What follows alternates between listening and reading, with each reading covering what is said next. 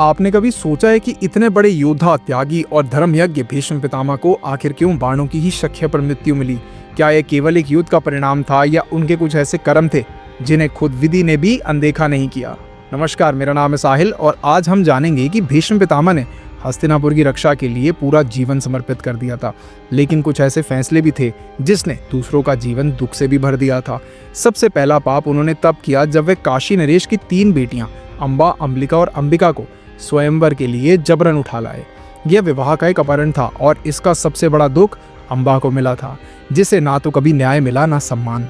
अंबा का अपमान उसकी आत्मा को तिल तिल कर हमेशा जलाता रहा। दूसरा पाप तब हुआ जब भीष्म पितामह ने गांधारी का विवाह नेत्रहीन धृतराष्ट्र से करवा दिया, वह भी उसकी इच्छा के विरुद्ध। गांधारी ने पति के प्रेम में अपनी आंखों पर पट्टी तो बांध ली, लेकिन उनका जीवन भी हमेशा पीड़ा से ही भरा रहा और अंत में उसने कुरुवंश को ही श्राप दे दिया।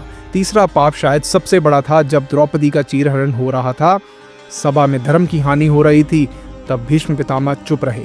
धर्म का ज्ञाता होते हुए वह उस समय मौन थे और यही मौन उनकी आत्मा को जीवन भर परेशान करता रहा। चौथा पाप तब हुआ जब उन्होंने पांडवों को अपनी मृत्यु का रहस्य बता दिया। उन्होंने अपने ही पक्ष यानी कौरवों से एक तरह से विश्वासघात कर दिया था। वे धर्म संकट में थे, पर यह निर्णय भी उन पर भारी पड़ा।